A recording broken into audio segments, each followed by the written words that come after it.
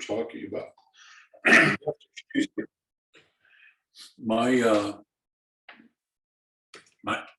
my allergies are really kicking in again, and we haven't even hit the rabbit brush and sage yet. So if you talk about symptoms, and what we're talking about is more of symptoms than signs, because when you start off, a person will come in and complain of what they call depressed mood. When someone does that, ask them what they mean by that and just tell them to describe it to you. Because like I say, we're not talking that your parakeet was sick 2 weeks ago. We're talking about depression where people have trouble functioning. And they define it as a subjective report or observation by others. And in children and adolescents, that can be, I don't know if any of you still see those, but can be an irritable mood then.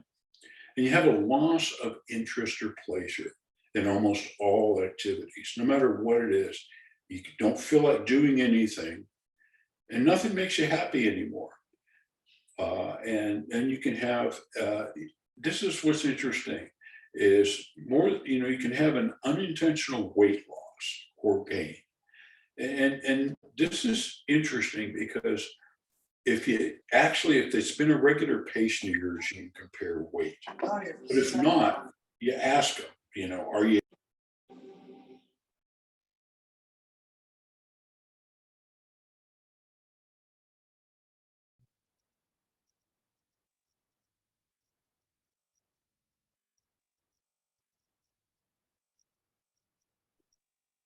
Ron, you're accidentally muted. Am I unmuted? I mean, I was unmuted. Am I now?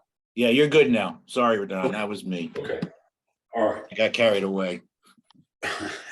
Well, let me go back to the beginning then, because these are pretty quick. But like I say, if you just go and download the diagnostic criteria for major depressive episode, because like I say, we're not talking about the fact that your parakeet was sick 2 weeks ago. This is real depression. And you're talking about depressed mood, and it's either by a subjective report where the patient tells you, I feel depressed, or others, like the family will say, they're really depressed and are not functioning well. And it's characterized usually by a loss of interest or pleasure in almost all activities. They'll come in and say, nothing makes me happy anymore. And I mean, from anything they used to do at all. They just don't get any joy out of life anymore. And then there's, it's an unintentional type of weight loss or gain, which means the appetite is either way down or it can be up. So you can do either one. Most of the time, you're going to see weight loss. And usually what you can do is, if they're a regular patient of yours, compare their weight to where it was, 6 months ago. If you haven't seen them, they could just ask them, what is a normal adult, active, average adult weight for you? And then you say, well, what do you weigh now? So if you're more than a 5% loss, it's significant. And then there's usually always a sleep disturbance that goes with this. And that is either, what you call the initial insomnia, they have trouble getting to sleep, or they can't stay asleep, or what you call terminal, where they wake up a couple hours earlier in the morning, but they're not sleeping well at all. And then have the psychomotor changes. And that's what you call psychomotor retardation, where they're really slowed down, or they can even be a little agitated on the other end. Most of the time, people are going to be slow. Tiredness, fatigue, low energy, can't get things done no matter what. Everything in life that they do is a chore.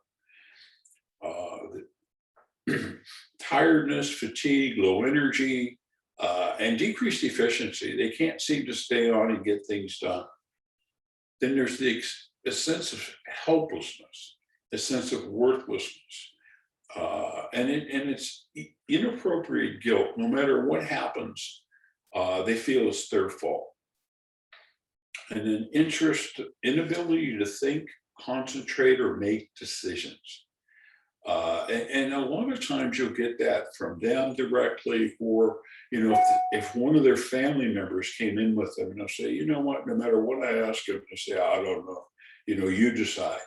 And that's kind of one of the things where you can't decide what to do. People are so indecisive, and nothing is really getting done because they can't make a decision on doing it. They can have recent thoughts of death. Now, it can be frank suicidal ideation where they've had a suicide attempt, or just continually almost thoughts of death are always with them. And then there's distress or impairment in social or occupational functioning. You may say, you know, that the boss keeps telling me I'm not getting things done, and yet I was always good at my work before. It's one of the things, and that's usually more so in men, but social functioning is that people just withdraw. They don't want to be around other people. And that these symptoms that were just mentioned are not due to, you know, physiological causes.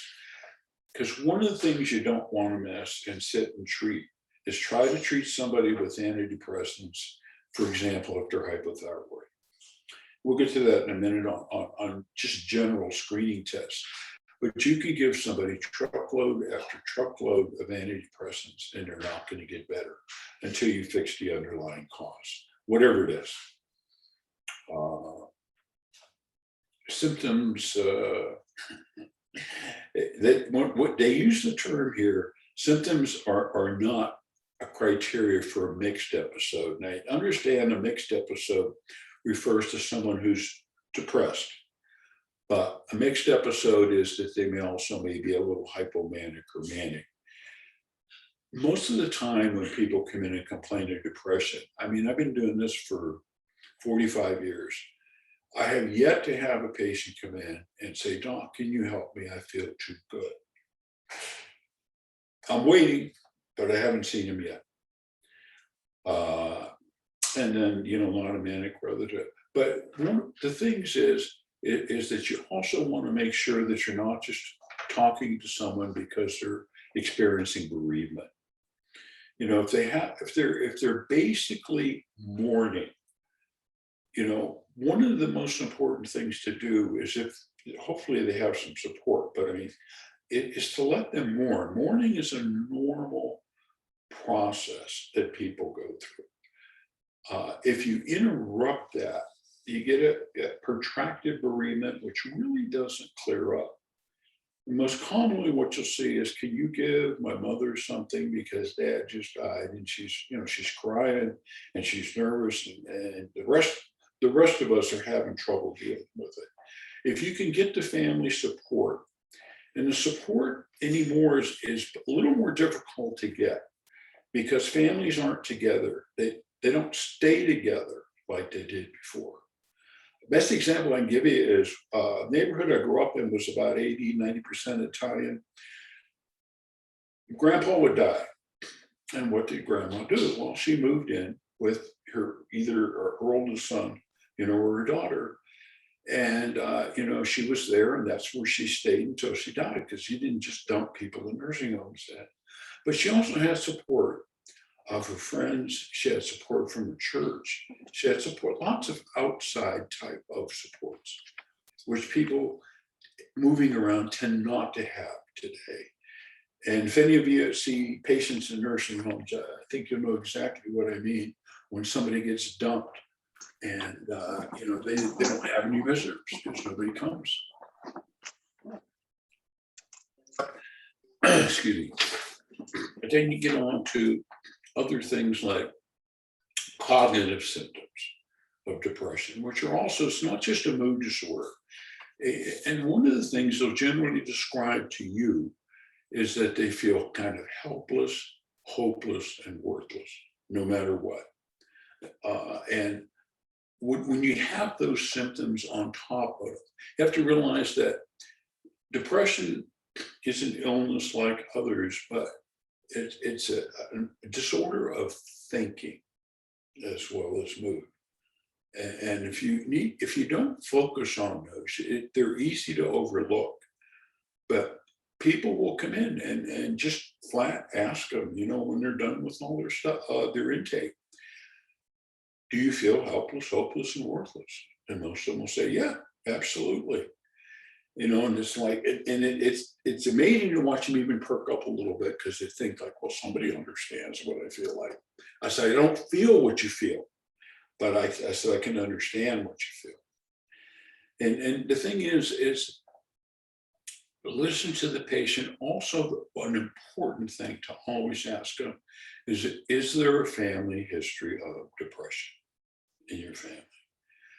And usually you'll always find it. It's like when I was doing general practice, you know, when I had the newly diagnosed diabetic come in, you go to treat him, and I never used to ask them if there was somebody else in their family who was diabetic. I say, who else in your family is diabetic? I say, well, yeah, you know, my mom, my dad, or my grandparents, somebody is. Well, it's the same with depression. It does tend to run in families very much. Statistical numbers are anywhere from 1/4 to 1/3 of people will experience an episode of depression, excuse me, sometime in their life.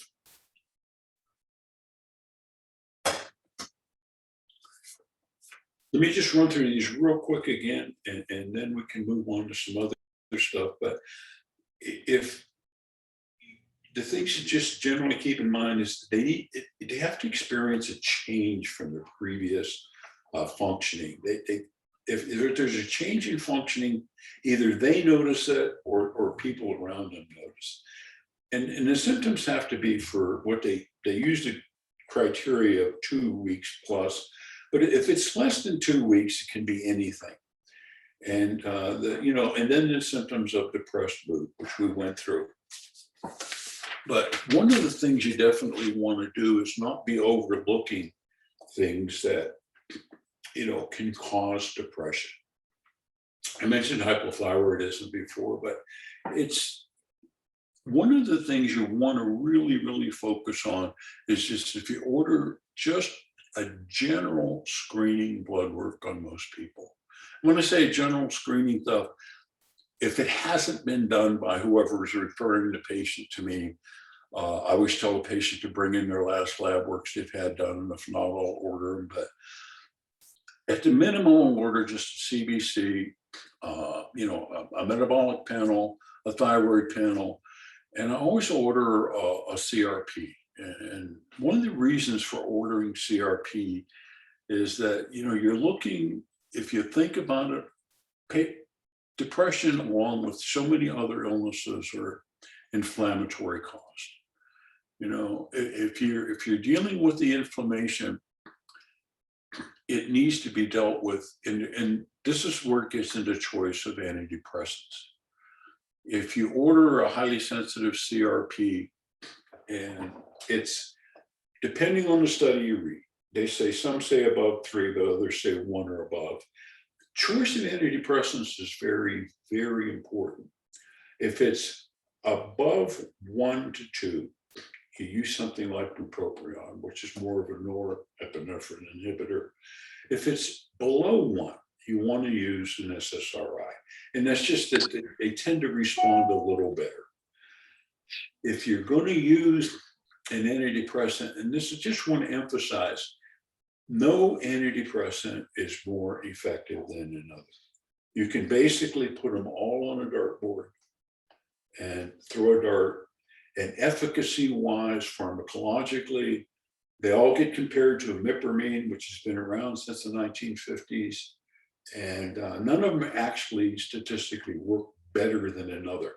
You'll find people where one works better than another. And that's why the history is so important, because you'll ask them, have you been on any antidepressants before? And you'll either get an answer like, no, I don't know, or they'll say, yeah, I've been on a lot of them. Well, what have you been on? And they'll name off every SSRI there is. The thing you ask them then is, well, what was the dose you were at and how long were you on it? It used to be where especially the drug reps come in and they say, well, it works in 2 to 4 weeks and all this other stuff. It's more like 4 to 16 weeks. So if you start somebody on an antidepressant, it's not going to work overnight.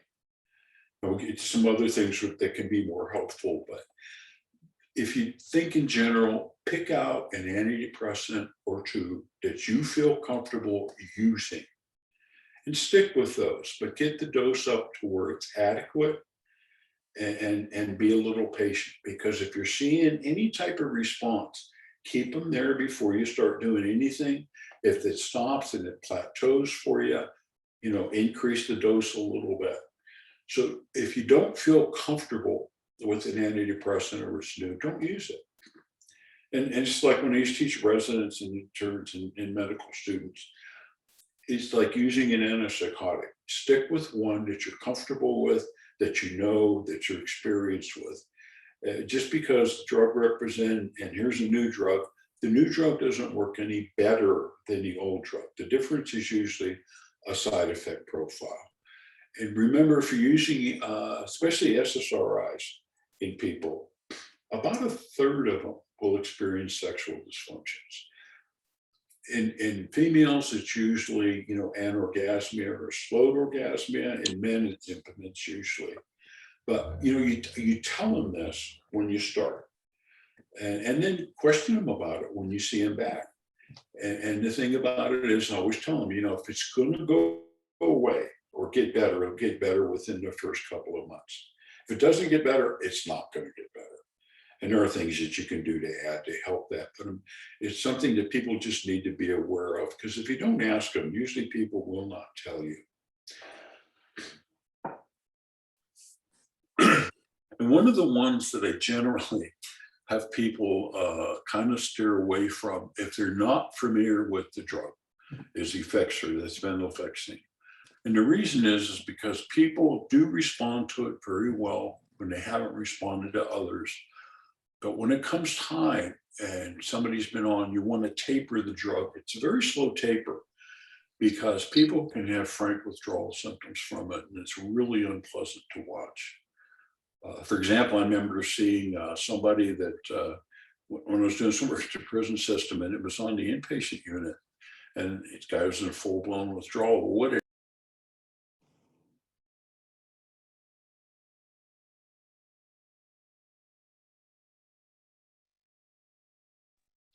Again, we need to unmute Ron.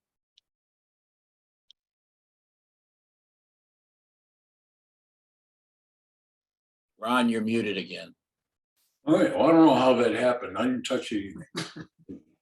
The gremlins. Yeah, like I was saying, is how far did you can understand what I said about SSRIs and sexual dysfunction? Yeah, we got that. Yeah. Okay. And then, like I say, pick out one or two that you feel comfortable with. Start with that.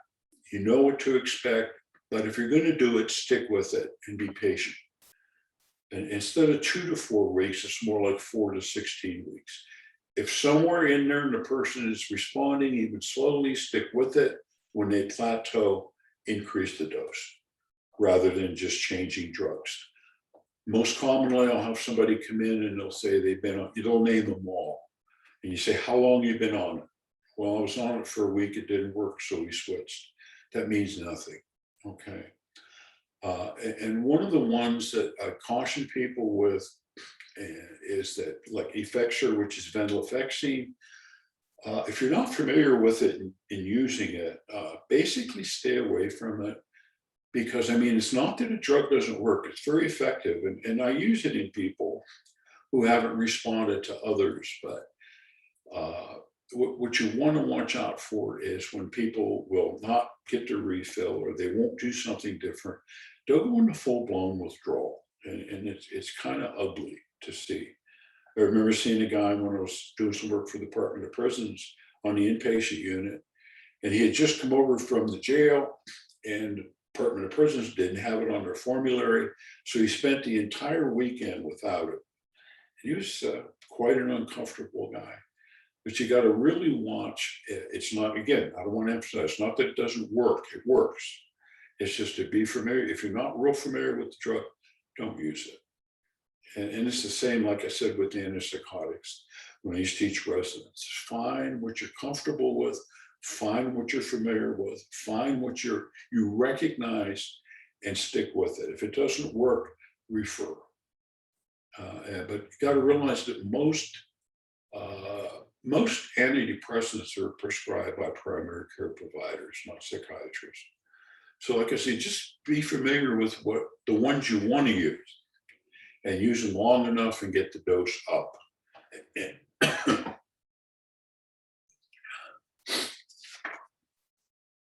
one of the other things is to look at is basic underlying health of the person. And if I just list a few things here, there's some of the things that will interfere with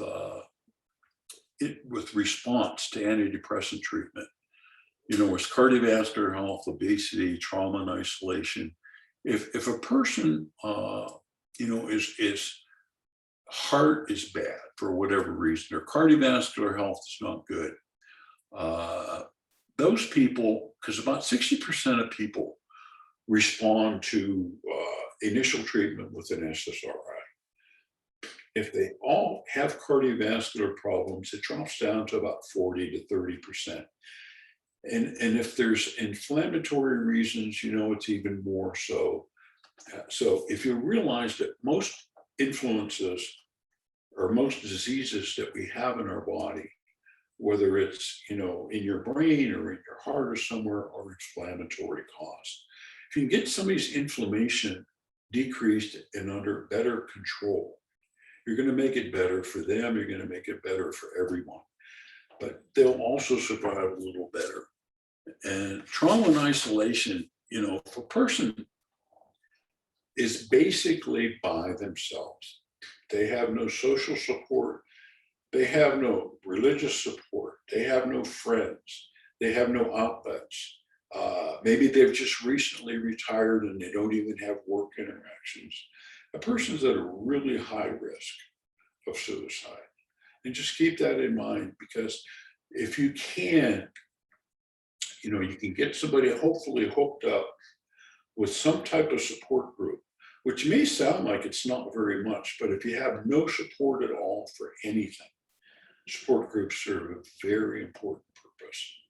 And also, you always want to look at the underlying issues of substance abuse.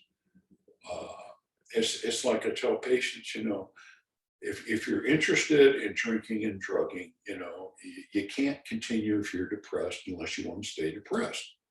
I can put you on all kinds of meds, but, you know, you're just going to undo what my meds are doing, you know, with your drinking and drugging.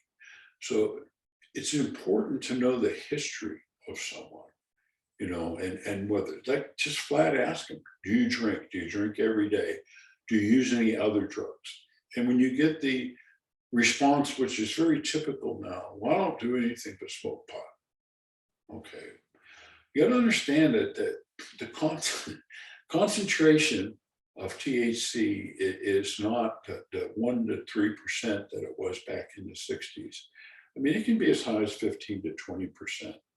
And I've seen people that were actually psychotic from just pot, although it can also be mixed with something else. So usually if somebody is really psychotic, it's probably also been mixed with a little phencyclidine or something else. But, you know, ask them specifically about their drug use, and not just if they drink, but how much do you drink a day?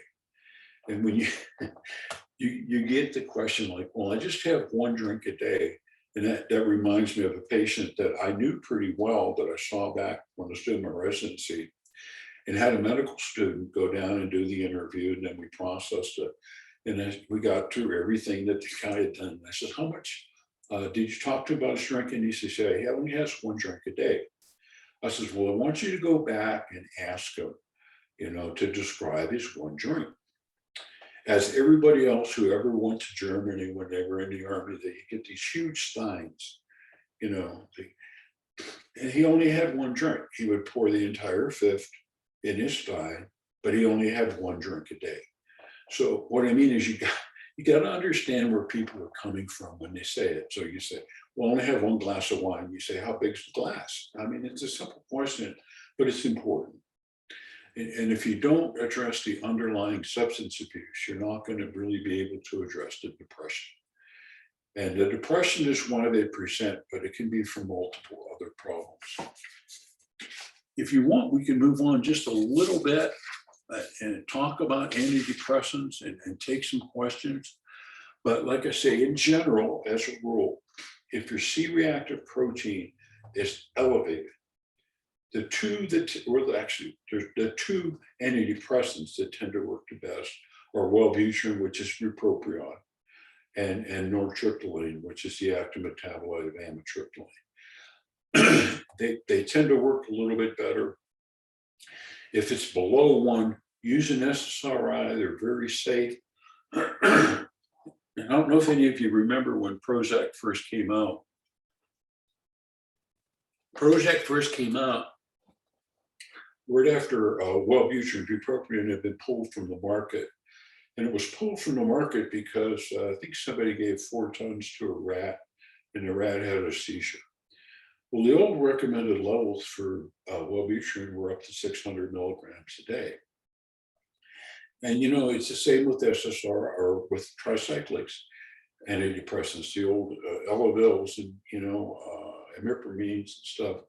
If you give a higher dose and someone, especially if they're prone to have seizures, will have a seizure. Well, that happened with bupropion. It was pulled off the market, and Prozac hit the market. Well, then Prozac got a bad name because it supposedly caused suicide. Well, what had happened is a distinct advantage with SSRIs over the tricyclics was. Tricyclics work just as well, sometimes even a little bit better, but you have to titrate the dose slowly. And you don't move the dose up until the people have adjusted to the dose they're on. With Prozac, you could start them at a therapeutic dose. And for most people, that's 20, 40 milligrams a day. They take it fine. Well, they're responding a little quicker because they're taking the dose. And if they're in that pits depression, when they're really in the pits depressed, I mean, the typical thinking of somebody sitting in a corner with a blanket over their head, sucking their thumb, that depressed, you can put a pistol next to them. They're even going to shoot themselves because they don't care enough. You get that energy back a little bit. Don't commit suicide because they feel so miserable. So that's when Prozac got a bad name. But the reason they got the bad name was not because the drug necessarily induced suicidal thinking. It was because that the antidepressant effect in very depressed people was kicking in a little quicker. So what you usually do when I was using it a lot then, because it was the only available SSRI, was to tell patient and family, here, you control the meds, you keep them safe. When they get over that hump, they can do it. And it's an amazing thing to watch somebody who actually is responding. And those are the ones that after a while, I tell them, I says, I don't worry about you anymore, when we go to stop. And you can taper, because they usually recommend that you keep somebody on antidepressant treatment if it's a first episode for 6 months to a year. And then you can slowly taper off. You slowly taper off because you're looking for any of the return signs. I always tell people, don't worry about it. If we see it, if you're going down the same street, and you're reading the same street signs, don't fall face first in the curb again at the end of the street. We know what works for you, and we even know the dose. And within the first 1 to 5 years is when you're going to get a recurrence if you get it. And once they've been depressed and been treated, they don't want to be depressed again. In fact, I was telling them that, you could probably walk into a room if you've been depressed and pick out everybody in that room who's depressed. And they usually can, and they do a really good job of it. But think about using the meds and using them properly. And it's kind of a simple thing, is that when one's working, is stick with it and use it long enough to have it be effective. One of the other ones that I found that's really kind of useful, because you'll always get a patient in who says, I'm depressed, but I don't want any meds. I don't like taking meds, even though they've never taken it, but they don't want to take meds. Well, there are some alternatives that people can use. And just two that I'll mention quickly are, I don't know if any of you use SAMe much in your own practice with patients, but there's a lot of head-to-head studies that show that SAMe actually is as effective as a single antidepressant. And when I say a single antidepressant use, there's times when you can combine them for different things, but usually you don't.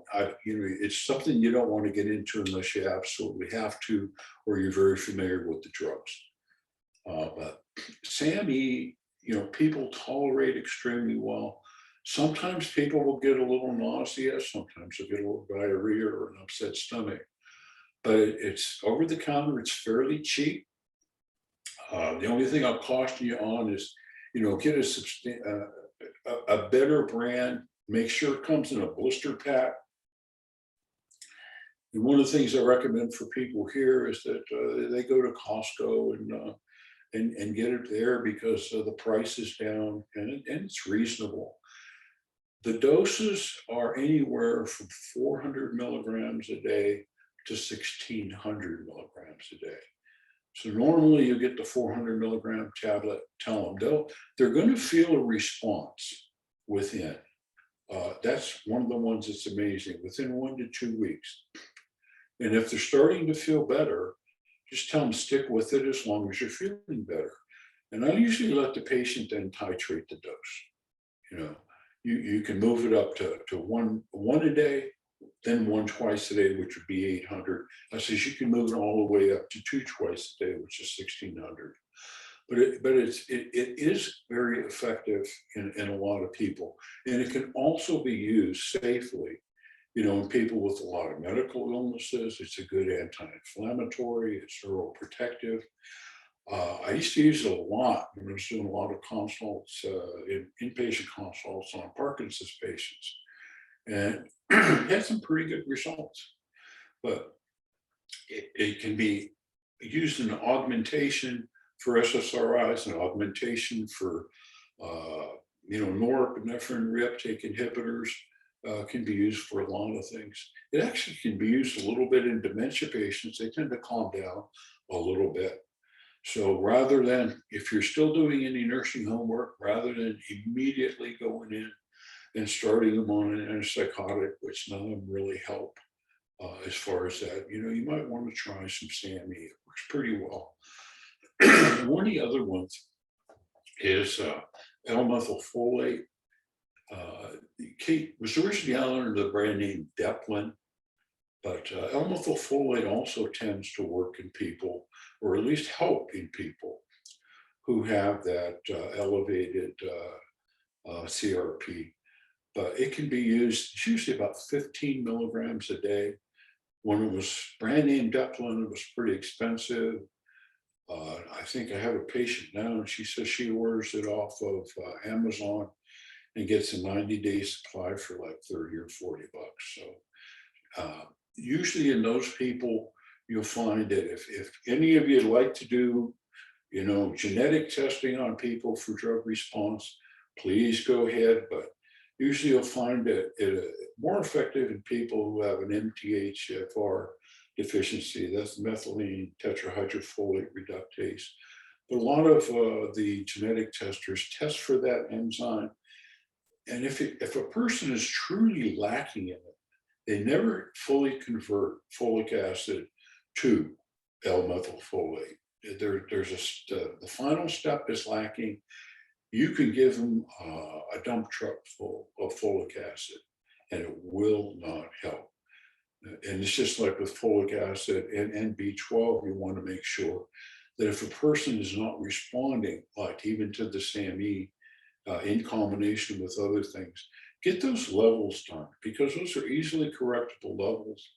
And there are also things that can add to and even cause dementia. I mean, if you're familiar with pernicious anemia at all, or ever saw a person that had it and realized that this is a B12 deficiency, and if you can correct that, you're doing them a very good service. What I'd like to do now is just kind of open, up a little bit for discussion on stuff or questions that I can answer. If I can answer it, I'll answer it. If I can't, I'll just say, I don't know. So if anybody has any questions on treatments of depression or what they do, and I mean, I'm willing to listen very much. I learn something every day when I listen to other people, and especially when I listen to patients. Dr. Because Spear, this is Dr. Patel. yes, I have a question. Was that the SAMI you said that to give 400 to 1600 milligram or something else?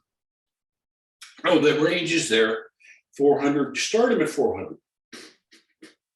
And see how they respond. And also, if they're having any side effects, just be a little patient. The side effects usually resolve by themselves. So over what period of time would you increase from 400 to 1600? Well, if they're responding a little bit, you wait at least 2 weeks. Okay. And if they're responding and if they can be patient, they can stay there. If not, it can be increased as long as their side effects are not there. And usually once you get above the 400 milligram range, I haven't had people again complain of side effects. Usually if they're going to have them, they have them early, they have when they first start. So do you give that to the under-methylated or over-methylated, or you really don't make that difference? Because What do you Walsh mean? protocol had something that you gave SAMI to, I'm not too sure whether it was under-methylated or over-methylated, but methylation was somewhat very important to understand and know before you give this substance. Right. No, I agree with you.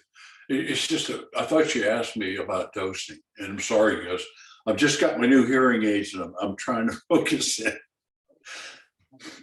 So would you give it to, what are the specific symptoms that makes you decide that this patient may be helped by the SAMI? First of all, if they've had a partial response to say an SSRI, and yet not a full response like they should, you can use it to augment.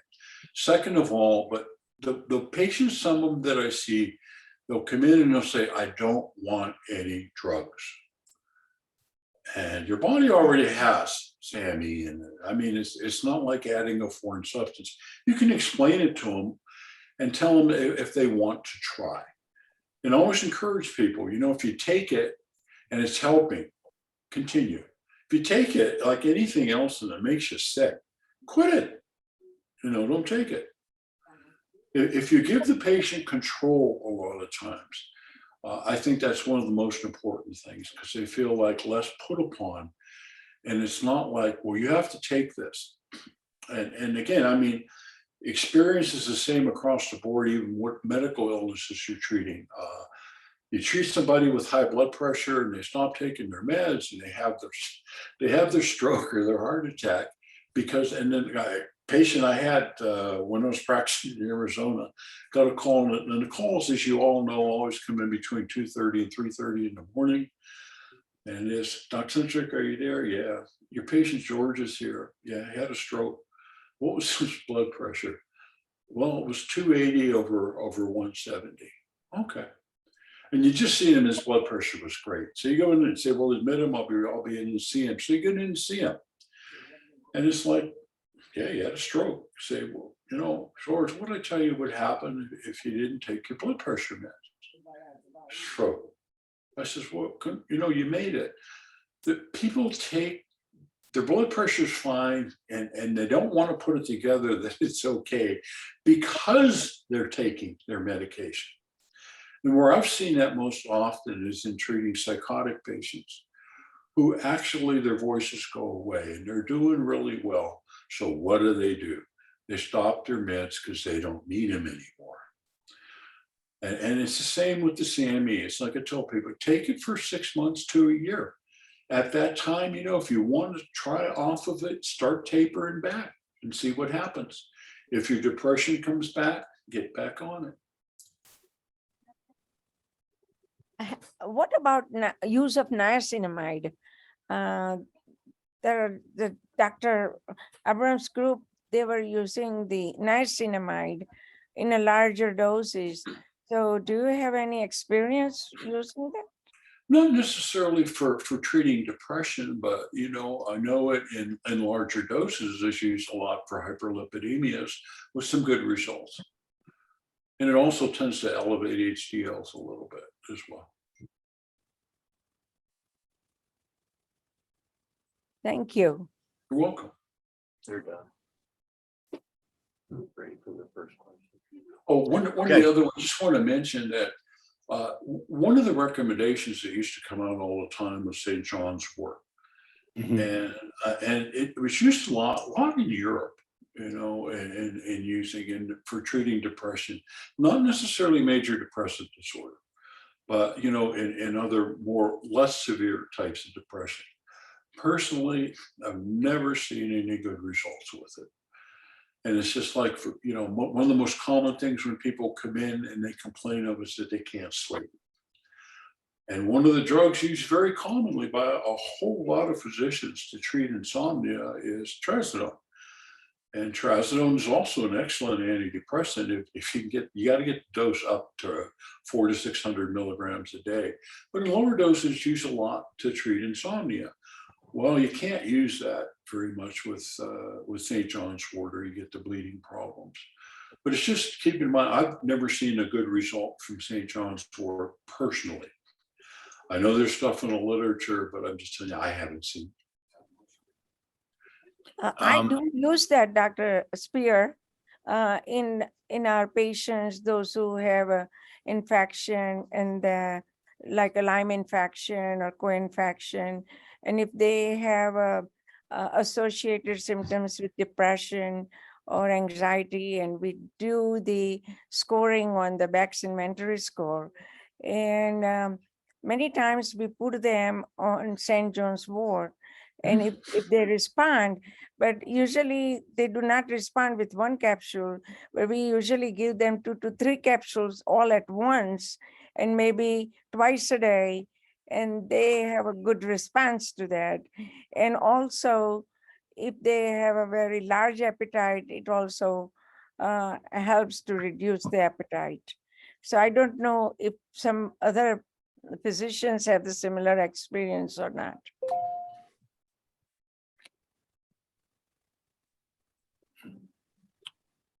I don't know. I mean, I personally haven't seen any good result in treating depression with it. Okay. Ron, we have a few questions. If anybody wants to chime in on that, that's fine.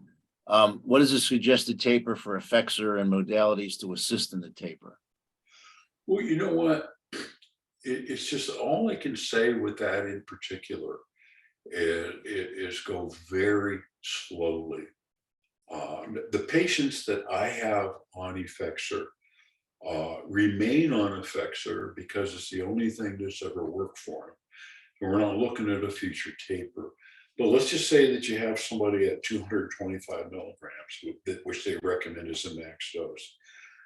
And if you want to taper somebody off of that, I would go as slow as you can. And when I say as slow as you can, if say you taper somebody by 25 milligrams, if you start, and it's easier to just like taking somebody off a benzo. When you're at the upper end, it's easier to take that first chunk, and then drop more slowly. But it's a very slow taper, and it's very subjective. So you got to really work with that patient and see them frequently. There's no hard set rule I can give you on Effexor for so many milligrams per week or month. It's just that just go slowly. If you start to see any withdrawal symptoms, monitor those very closely. But there's just very slowly. This is why I don't usually encourage people to use it. Like I say, I use it in a few patients still, but that's because they haven't responded to anything else. Okay, I know personally, we usually have them. We have the compounded, and we can go down maybe by 10%, 10 milligrams, and you go very slowly, like 1 month at a time, 4 weeks at a time, 8 weeks at a time. if they're say on 150, I'll compound it at 135. Mhm. Because, you know, you only get 37 and a half, Right. 75, you know, those are the only pieces that you get. So I also personally do the battlefield ear acupuncture. It's I don't know if you ever had any experience with that. There's that NADA protocol from New York way back in the 80s. It seems to help a little bit. It takes some of the edge off too. So the worst of it is that somebody will call you on Saturday night and say, you know, I left my effexor home and, you know, I'm on vacation and, you know, you got to get me some because I'm jumping out of my skin. And they are, they are, literally. I know. I tell my students if they prescribe that stuff, they fail. It's I just stay away from it. Well, I don't recommend it to try. I mean, with people, if you're not used to using it, don't use it. Yeah, the withdrawal is terrible. What do you think of psilocybin mushrooms for treatment? You know, that's an interesting thing because, you know, if you go back to the old days of the CIA studies with MK Ultra, you know, they used a lot of LSD, but psilocybin was also, you know, came in a little bit later. Depends on if you're talking about, you know, using it the way it was originally used to treat people like that, which is basically in those days was put them on a good trip, you know, control the music, control the environment, and you get some dramatic responses, you know, for treating depression with it. A lot of people will also use the microdosing. Hopefully, it should become legally available for those uses sometime after January. I don't know. But as far as side effects and stuff, people usually don't have them. I mean, the biggest single side effect you're going to get is if somebody has what, you know, used to be called a bad trip and it sticks in their head. But that's a dose thing, and that's how it's used. And it's the same thing with ketamine. I mean, ketamine originally was a general anesthetic agent. And you know, if you have somebody who's really depressed and actively suicidal, nothing is going to work quicker than a ketamine infusion. I mean, it ranks right up there with ECT. It works, but you got to watch how you give it, you know, and you can do the nasal sprays and stuff, but I think psilocybin will show a lot in the future in treating people. So that was the next. A lot of the maintenance is with the microdosing. That was the next question with ketamine. You know, around here there's the ketamine clinics. They do 4 treatments, IV treatments, and then I don't know what to do with them. Are they cured after that? I mean, I don't understand. You know, it's like anything else. If you look at it and the person's responded, how long are they going to respond for? Generally, if they've had the IVs and say they've had 4 treatments and they've responded, usually what they'll do is put them on, you know, the nasal spray, you know, on a maintenance thing. So ketamine actually can be very safe, but you also have to watch the blood pressure and the other stuff. Because what it reminds me of is when I was doing my internship, we had a kid come in who had overdosed on phencyclidine. And, you know, watching this kid, I mean, the blood pressure's going all over the place. One of the older anesthesiologists, I asked him, I said, he says, is this kid taking phencyclidine? And I says, yeah. And he says, well, we used to use that as an anesthetic agent. But we had too much trouble controlling the blood pressure, so we stopped using it. Well, then people find out it's a hallucinogenic, just like if you remember in the old days, it was like Quaaludes, you know, methylqualone, and people. So what the anesthesiologist recommended was, he says, get him out of here, get him down to Detroit Children's as quick as you can. So we did. I mean, it was a nasty thing to watch because, like I say, you cannot get control. Blood pressure will shoot through the roof and drop out the bottom in a heartbeat. But the ketamine can work, especially if someone has what they call refractory depression, where they haven't responded to other things, or if they're acutely suicidal. Okay. I have something else in mind, but my memory's failing me now, so I'll go to the next question. It'll come to me. Ever use, and I'm not sure if Dr. Ortel spelled this right, PEWD 2228 is a peptide, is a nasal spray. Dose is 400 micrograms. Personally, I've never used it. Are you worried about drug interactions with SAMe? Generally, no. The biggest single drawback can be is if somebody doesn't give you the right history, and this can happen with people who present as depression, who are actually bipolar. Because like I say, and the thing is, they may not know, because they may have not had a manic episode, or they just overlook it and thought they felt good. You can actually kindle, a manic episode or a hypomanic episode with SAMe, just like you can with antidepressant treatment alone. That would be the biggest question, is you always make sure that somebody at least ask them, if they've ever had a hypomanic or a manic episode. Because like I say, I have yet to have the patient come in to see me who says, can you give me something because I feel too good? When I used to see a lot of manic people, they were out, it's like flying a kite. No one can miss that diagnosis, by the way. And they don't need to sleep, they don't need to eat. And like the one patient told me, he says, God and I are like this and I'm on top. That lays out for a whole host of things, but we'll go on from there. Any thoughts on kratom? No, not really. Anybody else have any experience with it? I have a friend who's got a husband on it, and they go and they buy it someplace, and they swear by it. And guy's a truck driver, and he's flying around high as a kite on this stuff. So, so Doc, you might have already answered this one from Dr. Burgess. Where is psilocybin in the future for depression?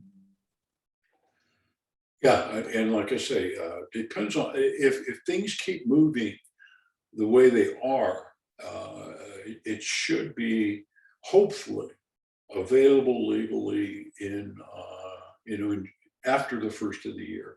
So we hope. There's actually some good videos out if you just Google it in and showing results in people with severe refractory depression. And one of the better ones is it's an English one, and it's an English one because of course it's a common language, right, between the United States and England, but it's separated. And if anybody have ever been to England, it's an interesting experience. But the videos are actually pretty good, and they're very informative. Okay. It came to me. So synthetic allopregnanolone was approved for postpartum depression in 2019. Couple problems with it. One is that it's $34,000 for a treatment dose, and it's 60 hours IV continuous. And the side effect is sudden loss of consciousness. And I know the company's been trying to put out a pill form, and it seems to me, studying brain chemistry, that if they could smooth out the wrinkles, that would be actually a better way to go than the SSRIs and what we have now. So, do you have any thoughts on it? Any knowledge about it? No, I think it's called brexanolone. I think that's what it is. From what I've read, it's obviously an effective treatment. The thing about it is, though, is that a lot of postpartum depression can be avoided. I usually recommend when somebody's pregnant that they get off everything. Now, let me clarify that if you're seeing somebody who's truly manic depressive and needs to be stabilized, that's more dangerous to have them have a manic episode, than the chances that you take with any fetal defects. But if a person, say, is on an SSRI, if you'll notice with most women when they're pregnant, and this is something I explain to them very simply, I say, look, when you're not pregnant, your hormones are like this. When you're pregnant, your hormones are like this, and that's how you carry the baby. Then they switch back and you deliver the baby. Well, if you have a history of depression, I usually will start somebody back, I mean, a severe history. I'll usually recommend that they started back on whatever they were on. It's usually an SSRI, usually in the last month for sure. But you can actually start anytime in the last trimester without worrying about fetal defects that much. What about these reports in the last few weeks that serotonin is not the cause of depression? You seen any of that?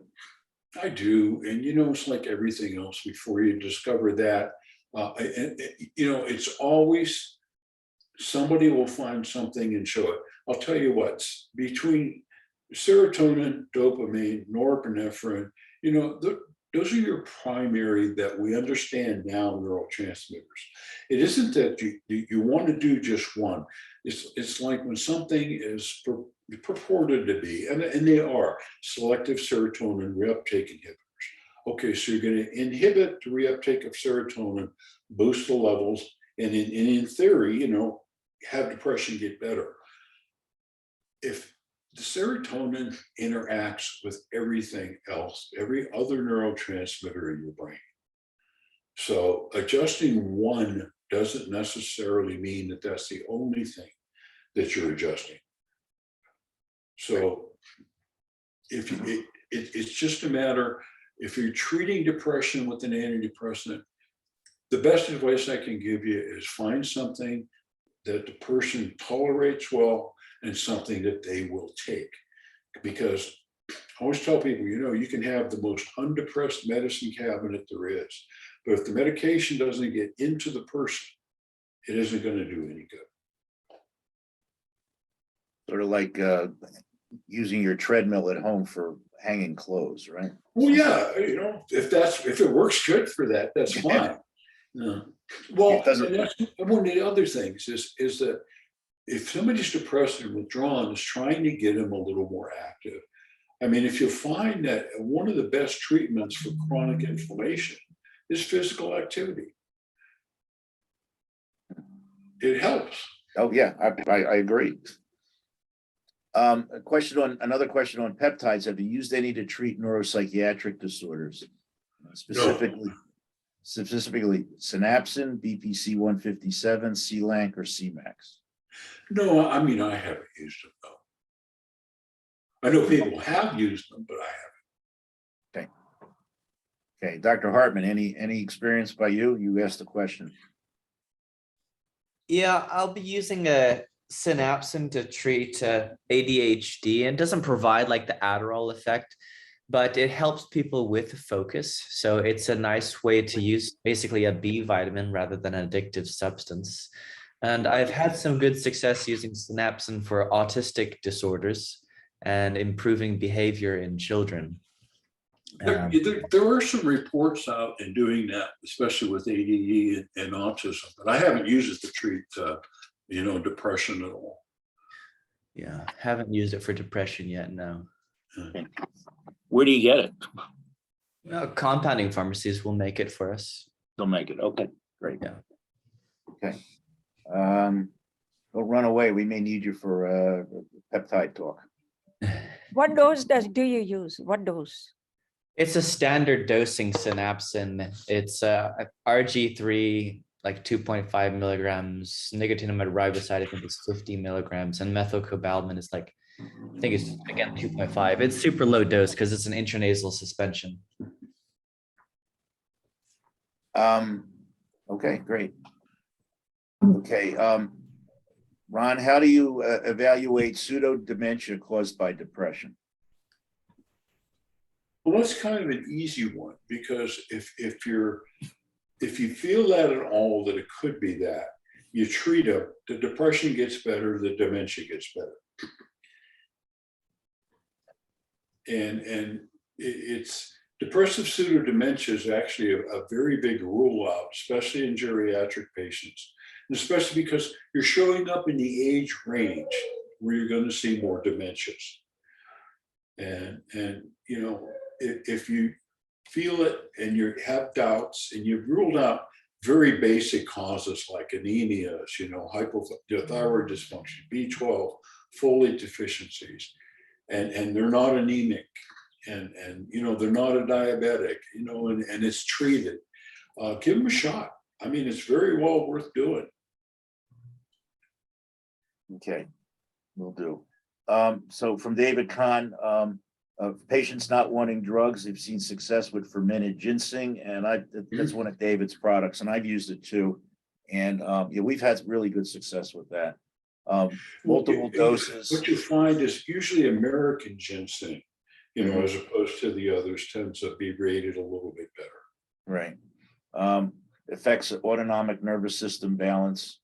And then he asks, do you recommend any dietary changes or exercise? You mentioned exercise. Of course. Well, the dietary changes basically are, you know, if you've got things contributing to your heart disease, your hyperlipidemia, your hypertension, you know, eat healthier, you know, try to avoid, you know, especially the sugars, you know, the high carb diets, the American diet, you know, give me more sugar and things are good. In fact, it was interesting. There's an old book. I'm trying to remember his name. I think it was Yudkin that wrote it. It was called Pure White and Deadly. It came out in the 1970s. And when you see the picture of the book, you think people are talking about cocaine. He's not talking about cocaine. He's talking about sugar. And when I say sugar, I mean refined sugar, you know, sucrose. And if you can avoid sugars, you also avoid a lot of inflammation. And inflammation underlies so many of the things that we see. Okay. Yeah, so we usually carbohydrates, sugar, and dairy. That's our big three. And gluten is another one. So, Right. So, You know, when you mention gluten, it's interesting because my daughter is highly gluten intolerant, and that happened to her after an auto accident, but she got T-bone. My son is a little bit gluten intolerant. It was funny, when he was in Europe, he says, you know, when we were in France, he says, I could eat all the bread I wanted to, had no problems at all. He said, we went over to Israel and, you know, he said, I couldn't eat the bread. It happened again. And I asked him where they got their wheat from. Well, they got their wheat from us. He says, in France, they basically got rid of whatever the strain was, burnt the old fields, you went back to older wheat. They don't have that problem as much. So it's interesting. Dr. Ortel questions whether it could be mycotoxins in the grains. Oh, I'm sure it could be. Could it also be genetic modification? I'm sorry, say it again. Could it also be genetic modification of the wheat? Oh, absolutely. You know, apparently, you know, let me tell you, when I was growing up, you never heard of gluten intolerance. You know, you didn't hear the other stuff. And it has to be the strains of the wheat that are being used. And you don't have to have frank celiac disease to have the problems.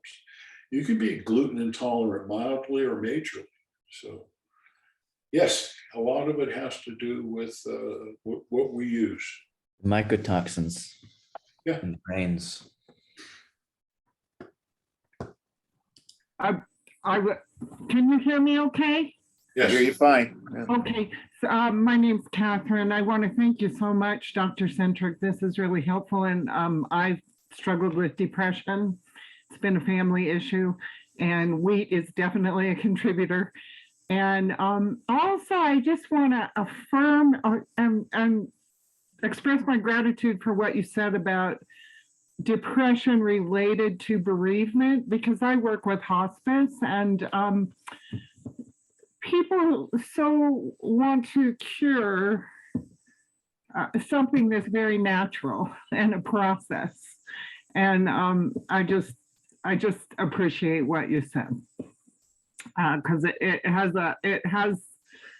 a flow and beginning, middle, and hopefully some kind of resolution if there's not some other compounding factors. So thank you for that.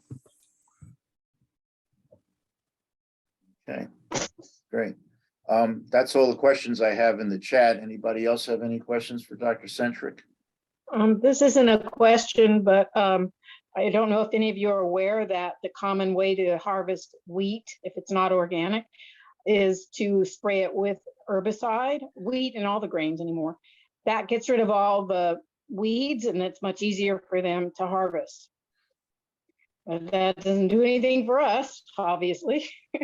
So they have sprayed it with something pretty toxic before it's even gotten harvested.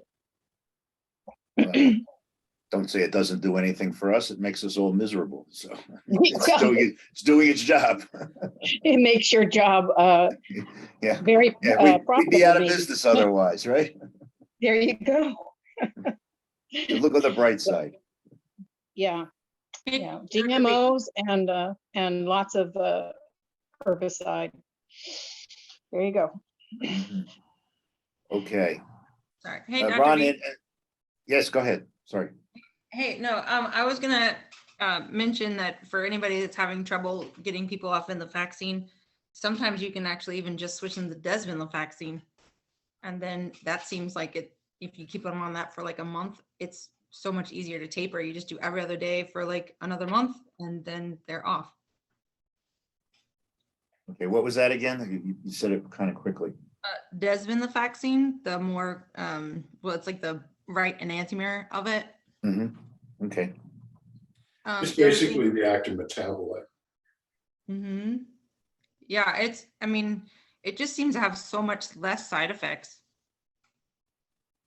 It But does. but I agree with you, Dr. Centric, like it's such a good med, and Dr. B does not agree. Right. I've been wrong once or twice. So that's it. Okay, Ron, you have a little summary for us, a little take home packet. Always like to leave them, with in the aisle, dancing out singing the songs on the way out of the theater. Well, the only thing I would suggest is if, understand that if you're treating depression, go basically explain to somebody. And what I do a lot of times is that, like I say, if you just print off the DSM-5 criteria for major depressive disorder, I read it to the patient, have them read it and see for that. And I says, is this what we're talking about?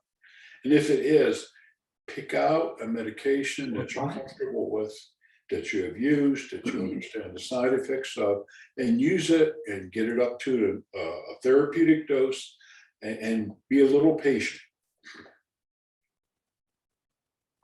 Okay, great. I don't know what that was. Where did that one come from? Okay, anybody else have any questions? Here's one here. How do we properly taper or shift venlafaxine to desvenlafaxine?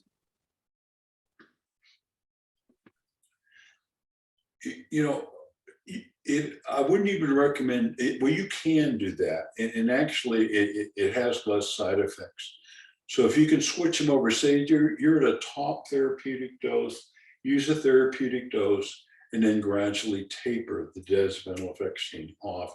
It can be tapered much more quickly, than venlafaxine can. Okay. Dr. Centric, if they're on venlafaxine, can you then use this venlafaxine? Can you just shift them because it's easier to taper off? Sorry, Dr. Neri, you were kind of muffled there. Ask again. So while a patient is on Effexor, and then can you use this venlafaxine to then shift to that and then use that as your taper? Yes, you can basically switch it over quite rapidly. Also, from a stop Effexor immediately, put them on this venlafaxine and then start your taper from there. It's been done. Yeah. Would you suggest, I guess I'm not a psychiatrist, I'm primary care, but I have patients who doesn't want to get off Effexor. And I mean, would you suggest doing that or refer it to psychiatry? If they're doing fine with it and they don't want to get off of it, leave them alone. You don't run into problems with venlafaxine until you go to take them off. Okay. Thank you so much. Okay. Great talk, Ron. Thank you so much. And we will definitely hope to hear from you again. I know you're here every week and you're usually quiet, so it's good to hear from you. Anybody else have any comments or questions? I got a little bit of business to discuss, and one thing is, anybody have? So I won't be here next week. We'll have somebody else do the hosting to let everybody in. We have Dr. Felice Gresh. She is one of our hormone extraordinaires. She's one of the superstars from A4M, AMMG, and she's just all over the place. We've had her before. She was at our conference in March, and she's one of the most well-received speakers that we have. So she'll be here next week. I'm not sure what the topic is, but it will be interesting. And I am going to be with my grandbabies that I haven't seen in a long time. So I will be traveling during this time. So we'll make sure that somebody will be in here to be the host. That's that. A little bit of good news and a lot of not so good news as far as our society is concerned. The good news is that yesterday we received our official IRS designation as a nonprofit organization for the American Osteopathic Society of Integrative Medicine. So all of the paperwork is now completed. Our next step, and we'll organize it. We're supposed to have a organizational meeting, and we're supposed to have an election of officers. So we'll arrange that, and we'll probably do it on one of these Tuesday night meetings. And anybody that's interested, I've had a few people tell me that they're interested. Please let me know. And we're going to, we want to, expand our reach. That's the good news. The bad news is, and I need to apologize to each and every one of you, especially the speakers. I should have known better. The AOA sent us a letter last week. In fact, I knew it last Tuesday, but I was hoping to get it reversed, that they disinvited us to OMED for in Boston for in October. Remember, they even though they decertified us, they said that we could come to OMED and do our presentations. Well, they've now rescinded that, and the excuse now was we were hostile to the AOA. Well, it was mostly me. I should have known better. I should have known they were going to look for an excuse to throw us out.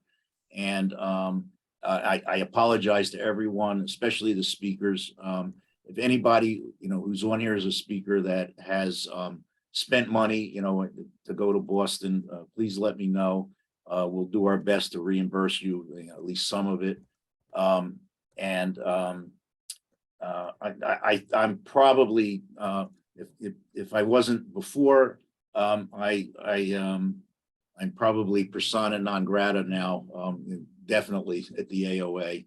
So one of my fears is that if I'm one of the ones presenting when we're ready to present to them for the new organization, they're going to reject it out of hand because I'm now perceived as one of the bad guys. So I can live with that for myself, but I apologize to all of you because that's it's not fair to all of you. It really wasn't fair to the people who put together presentations. I got a little bit carried away, I suppose. Although I did ask them, all the things that they saw. They saw what was on the website. I've taken it all down. They saw what was on the website. There was no profanity there. There was a little bit of, sarcasm. And I asked them if there was anything that wasn't true, and the answer to that was no. There wasn't anything that wasn't true. That was their opening. I shouldn't have taken the bait. I should have known better. And I apologize to all of you for that. So perhaps once the dust settles and whatnot, we can put together our own, either a webinar, on a Saturday and do a day of lectures. And we're still certified by the AMA, so we can still get credits for that. I'm very locked in at Nevada Osteopathic Medical Association. I'm pretty sure we can get them to sanction us, to sponsor us. And it probably looking like I'm going to be on their board of directors. So, they didn't get rid of me yet. But I don't know what to say. Just a bad judgment on my part. And I apologize to everyone. And anybody have any comments, questions? If you're interested in participating in the, in the new entity, you want to be an officer, you want to, we have some good inroads with some other organizations, particularly AMMG, Age Management Medical Group. We are actually their CME sponsor we're becoming their CME sponsor for their online courses. It's agemed.org. I lecture with them all the time. And there's a lot of DOs in the group. And it's not as big as A4M, but a lot more friendly and a lot more, they're a lot more open. They have a core curriculum in their for age management. And I've been talking with them about adapting it, or part of it at least, to come up with a core curriculum in integrative medicine, so that at some point, hopefully in the not too distant future, we'll be able to offer a course in integrative medicine with a certificate of competency, or whatever it's called. I know you can't have board certification unless you have a residency. That's my understanding. I could be wrong, but that's in the works, and that looks like that's going to be a doable solution. I would love to see somebody. I don't have time to do it. I would love to see a newsletter once a month, once a quarter. That's put out by us, and so that I truly think, even if the AOA doesn't want us around, that we can become a fairly significant force. One thought, though, is if they don't sanction us, I'm wondering if there's a copyright on the word osteopathic. I'm wondering if we have a problem with that. I really don't know. I don't really want to bring it up to anybody, but we'll find out, I suppose, sooner or later. They're not shy about throwing their weight around. So that's this week. Like I said, next week I'll be visiting grandchildren. I won't be here. I'll be traveling during this time. At the worst, I'll have my sidekick Joel, be the host and let everybody in. And Dr. Burgess is always around, and Ron, if you're around, we can certainly use a hand also. So, anybody have any comments or questions, or anybody want to beat me with a wet noodle? Please go ahead. I don't want to beat anybody, but I think for the group, it's important to let them know it's not just you being nasty, but they actually said, no, everything we say is being true. But the CEO also said that ethics would not be allowed to be discussed. Is that right, Bill? That was the I left that out. That was the rub, is that we were, they did not, they specifically said that because we put in, and we've done it before, we've had lectures on ethics, and I think even out here in the West, Ron, you should know, right? I mean, don't they have to have 2 hours of lecture in ethics every 4 hours? They always specifically said that the ethics lectures were what they disapproved of. So instead of saying, okay, we don't want that, put something else in, no, you're out. So, I mean, they really don't want us. Just face it. That's where we stand out, because the underlying thing with this group is ethics. Everyone involved with this group is ethical, or we would never be here. And there's a lot of bravery, a lot of intelligence and ethics. They say they don't want it, so we will do it our own way. And I will also mention that we're working with some artificial intelligence programs to help give us a little more power, if you will, a little more leverage in what's going on. So it's not over till it's over, and we're going to be opening up, having a fully functional studio by the end of September. So it's definitely not over. So this is just the beginning for us, I'm afraid. And I want to keep this ethical group together, because I think it is important, even if they say it's not. Yeah. Okay, yeah, I did leave that out. So Well, what can I tell you? Being canceled by someone without ethics, because you have ethics, is probably a good group to be in. Yeah, but if you look on their website, they'll tell you how ethical they are. Well, that's the norm. It's what people do Yeah. all the time, and we see it all over the place. Right. So we're moving into an age where things will become more transparent. So I think our organization is going the right way, actually. So they're just pushing Yeah, I us to think go so. faster. They, in the long run, they've given us, they've actually done us a favor. My thought was always, that we wanted to go with, in the medical model, so that we would be more legitimate than not. But the other issue they had raised was that we were hostile to the AOA. Well, I think we have reason to be hostile to the AOA. Well, I mean, they are hostile to us first. I want to mention too that osteopathy is an international thing. It's not just an American thing. We also have connections outside of the United States with other osteopathic groups. So we will remain ethical and tell the truth and see where it leads. So, Bill, this is Dr. Patel. Yeah. I have something to allude that New York State, the medical board now has two medical boards. There's a second one is for the alternative medicine. So anybody who is not doing just conventional and has a start from the beginning to the end, the alternative or complementary approach, where the majority of the treatment falls under the non-conventional alternative approach, they are evaluated by their peers, so whichever the board has decided. But I think that is a win-win situation. So I think that as soon as you start working on that, you can work also on the state level. And this way, the total number of physicians participating in this integrative medicine model would increase.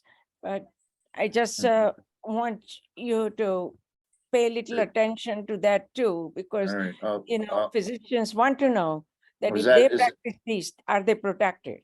Is that a national thing, or is that just for New York State? No, this is the New York State, which is a big thing. All right. If it Okay. is in New York State, and it's not in California, but it is in New York State, and I think that model can be moved forward. I mean, I think Texas has it. And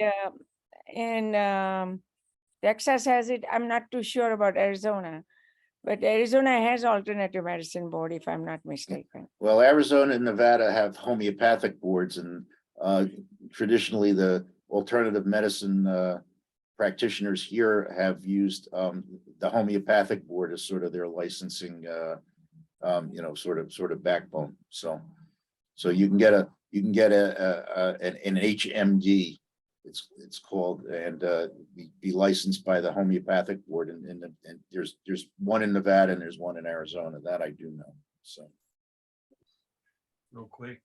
Also, That- Pam Popper has created Make Americans Free Again for practitioners and non-practitioners. Because Big Pharma is now starting to come after those of us that are non-practitioners, saying that we're practicing like we are practitioners. So she created this organization for the quote unquote alternative folks out there, and they estimate there's over 1 million of us. So you're looking at a huge untapped group of people that Americans are now seeking out because of the last 2 years with hospitals and medicine. So you guys are in the right place at the right time. Yeah, and also one thing about our group, we are strange in that we have a patient advocacy group, which, like Joel said, is going to give us more power, not less. Amen. So that's where we're at. Anybody else have any comments or questions? So I'll so like I said, we already have bylaws. I think they're complete, Dr. Cruz. I know you're on here somewhere. We have that new logo. I swapped out the AOSRD one for the new one, for the integrative medicine one. But I think the verbiage is complete. I'm pretty sure it is. So we need to have an organization meeting. We'll get that together in the next couple of weeks. Then we have to write 2 letters to, I have the instructions on who we have to write it to, the 2 committees. Besides the, you know, the venom that they have for me, the big stumbling block for AOA recognition will be that they're going to say that we're duplicating other subspecialties. I did, like I said, I did a lecture on Hashimoto's thyroiditis specifically to talk about that, answer that question using that you know, disease model. I did it at the Nevada Osteopathic Medical Association at the beginning of August, and unfortunately only half of it got recorded. So maybe I'll record it and we'll have it for everyone, or I can do it one night. We're actually booked out on these Tuesday nights all the way till November 8th now. So we're getting to the point where people are calling me to speak for us. So, which is a good thing.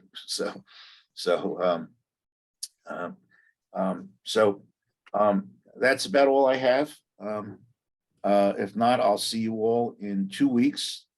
Joel will be here. Dr. Burgess will be here. We'll make sure everything's hunky-dory for Dr. Gersh. And if you've never heard her, she's terrific. And you will, if you go to A4M, you're going to spend a lot of money to listen to her. We get her for free. So anybody else, any questions, comments? Anybody wants this position, take it. So I think I'm getting to the point where I'm getting a little burned out from all of this, but until then, we'll carry on. Remember, we're the happy warriors. Okay. Thanks for the good work. Okay. Yeah, Thank you all. Thank you for the great work. Okay. Hey, thank you, John. Thank you, Deron. Thank you so much for tonight. You were great. Unfortunately, what happens when you do a really good lecture and we have, good attendance and good, everybody, stays to the end, is that we have a tendency to want to ask you to come back, sort of like, if you can fix some plumbing, then you get bothered with it. If you can't fix it, nobody bothers you and they leave you alone. So we're going to have you back, Ron. So I hope you're up for that. Okay. Anybody else, Steve, if you're interested in doing something for us, please let me know. Okay. And anybody else, like I said, we got endless Tuesdays to fill up, and they're getting filled. So we're 2 months, into the future already. So, Wow. Okay, everybody. Enough of my ranting and raving. So good night. We'll have the video up as soon as I get it over to my IT person. And it's on as you know, on our website, aosrd.org/. You got a YouTube channel too? It shows up on YouTube for some reason. I'm not sure. It shows up on my YouTube channel under my name for some reason. And though Dr. McCullough's video showed up there, and I got the stern warning. They pulled it off and said, "This is a warning. Don't ever do it again." I didn't put it on there. I don't even know how it got there. Yeah. But it's there. So Clearfield Medical Group, you'll find it, and a lot of these show up on there. But if you go to asrd.org/webinars, they're all there. Okay. Okay. I found All it. right. All right. Thank you all. Bye. Yeah. Good night.